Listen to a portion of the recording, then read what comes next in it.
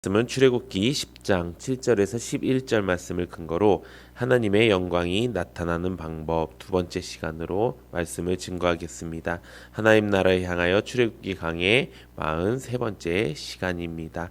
어제 말씀드렸던 것처럼 우리가 하나님의 영광이 나타나는 방법에 대해서 말씀을 증거했습니다.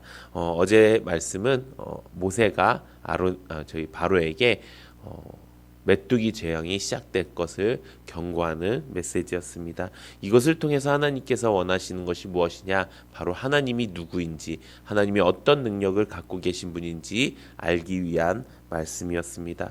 우리가 이 땅에 살아가면서, 이 애굽과 같은 땅에서 살아가면서 하나님께 영광을 돌릴 수 있는 가장 좋은 방법은 바로 하나님이 누구인지 우리가 먼저 알고 그 하나님을 바르게 전하는 것입니다. 하나님이 얼마나 능력 있으신 분이신지, 하나님이 얼마나 우리를 사랑하고 또 우리를 아끼시고 얼마나 그런 분이 우리 얼마나 전지전능하신 분인지 우리가 알고 그것을 우리가 하나님의 경고로 받아들이고 하나님의 경고를 제대로 듣고 돌이켜 회개하는 것, 그것이 하나님께 영광 돌리는 첫 번째 방법이라는 것을 우리가 알게 되었습니다.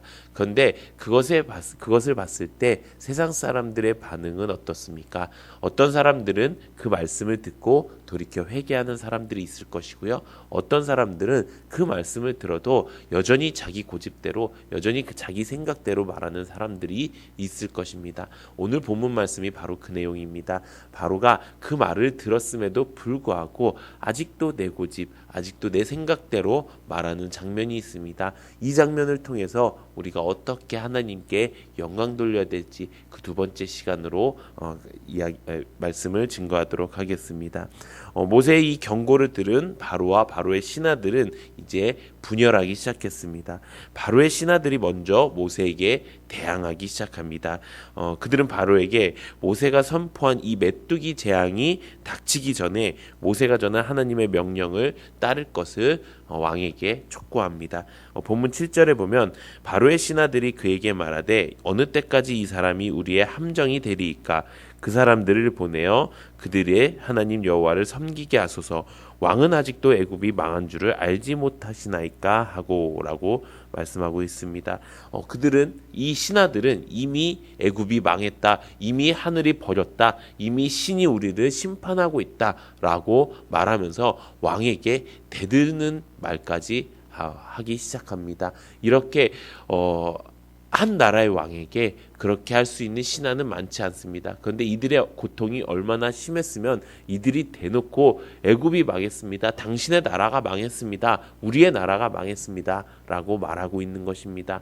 세상의 방법은 완벽하지 않습니다. 세상 사람들이 만들어낸 그 규칙과 그 법칙은 완벽하지 않습니다. 그렇기 때문에 언제 무너져도 이상하지 않습니다. 그렇기 때문에 세상이 분열하고 있는 것입니다. 그런데 그런 가운데서도 완벽한 것이 있습니다. 그것이 무엇입니까? 바로 하나님이고 하나님의 나라이고 하나님의 백성입니다. 우리는 그렇게 살아야 됩니다. 완벽하신 하나님을 우리가 모시면서 그 완벽하신 하나님의 말씀을 우리가 듣고 지키고 행하면서 살아갈 때 분열하지 않고 하나님 안에서 온전하게 살 수가 있다는 것입니다. 그래서 바로는 어떻게 합니까? 그 모세와 아론을 다시 불러서 이야기를 합니다. 그런데 그 이야기가 조금 이상합니다. 오늘 본문 출애굽기 10장 8절에 보면 이렇게 기록되어 있습니다. 모세와 아론을 바로에게로 다시 데려오니 바로가 그들에게 이르되 가서 너희 하나님 여호와를 섬기라 까지는 말씀입니다. 그런데 그 뒤에 갈 자는 누구냐라고 말하고 있습니다. 여호와를 섬기러 갈 자가 누구냐고 물어봅니다. 이미 이전에 이스라엘 백성은 하나님의 택하신 백성입니다. 그래서 이스라엘 모든 백성은 하나님께 나아가 예배를 드릴 것입니다. 이 자리에서 벗어날 것입니다라고 분명히 몇 번이나 이야기했음에도 불구하고 자기 생각대로 이야기하고 있습니다. 너네가 누구가 가서 하나님께 예배를 드릴 것이냐라고 하는 이 바로의 타협 들어있는 말씀이라는 것입니다. 세상은 이렇게 끊임없이 우리를 향해서 타협하기 시작합니다. 그럴듯한 포장지로 포장해 놓고 우리를 유혹하는 것입니다.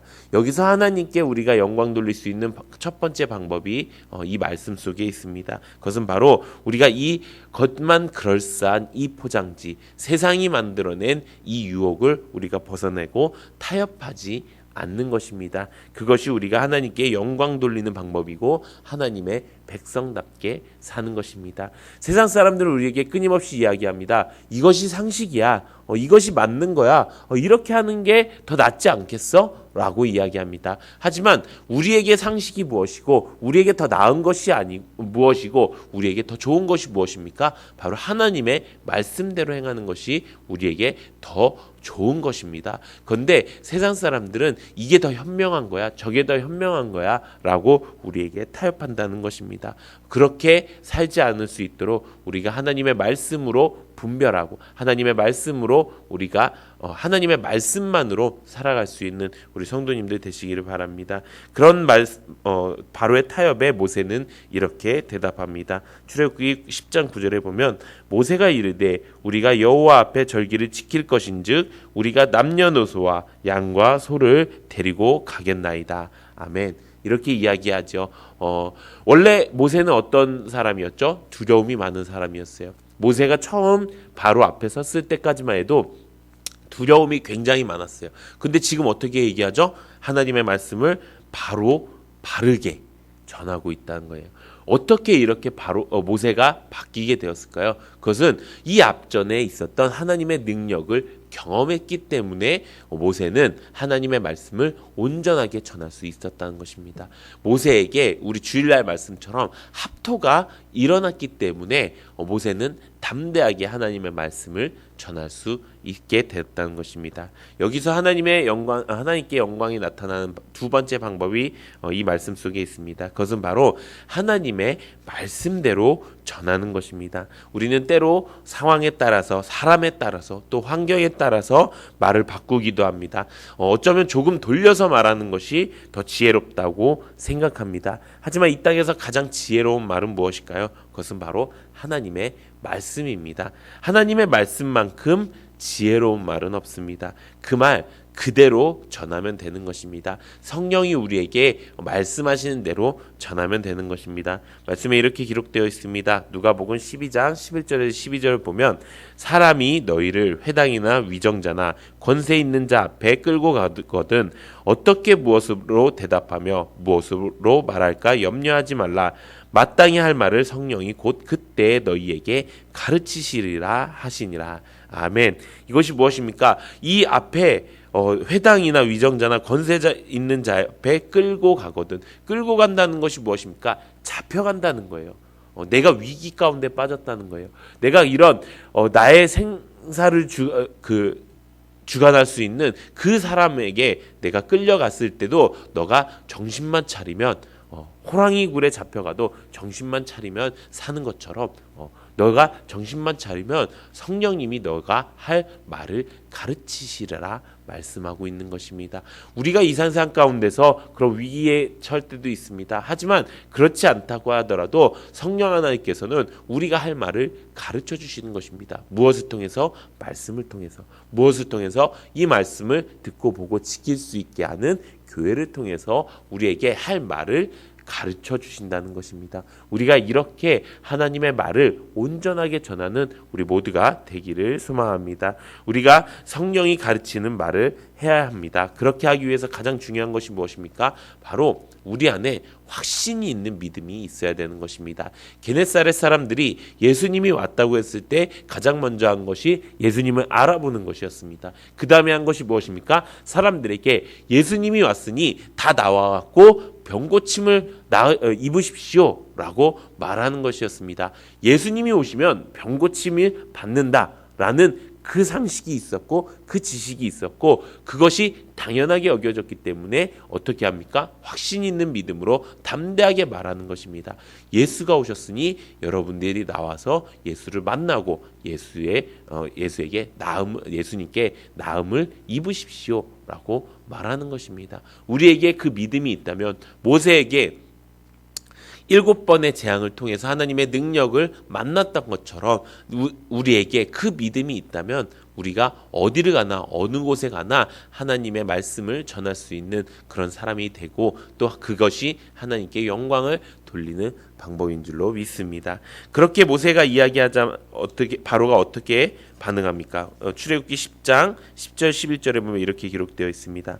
바로가 그들에게 이르되 내가 너희와 너희의 어린아이들을 보내면 여호와가 너희와 함께함과 같으니라. 보라 그것이 너희에게는 나쁜 것이니라. 그렇게 하지 말고 너희 장정만 가서 여호와를 섬기라. 이것이 너희가 구하는 바니라. 이에 그들이 바로 앞에서 쫓겨나니라. 모세가 하나님의 말씀을 온전히 정의했습니다. 그런데 바로의 반응은 어떻습니까? 그거 아니야. 이게 더 현명한 거야. 너네들이 원하고 있는 걸 잘못 생각하고 있어. 하나님이 원하는 거 그게 아니야. 하나님이 원하는 거 이거니까 너네들이 이렇게 하는 게 맞아 라고 하고 그들을 쫓겨나게 하는 것입니다. 아직도 바로는 무엇을 착각하고 있습니까? 이스라엘 백성이 자기 백성이라고 아직도 착각하고 있는 것입니다. 분명히 그들은 이제 하나님의 택하신 백성이라고 말했음에도 불구하고 그 말이 들리지가 않습니다. 그리고 자신의 방법이 맞다고 이야기합니다. 우리가 세상 속에서 하나님을 믿을 때 그리스도인으로 살아갈 때 이런 일들이 있을 수 있습니다.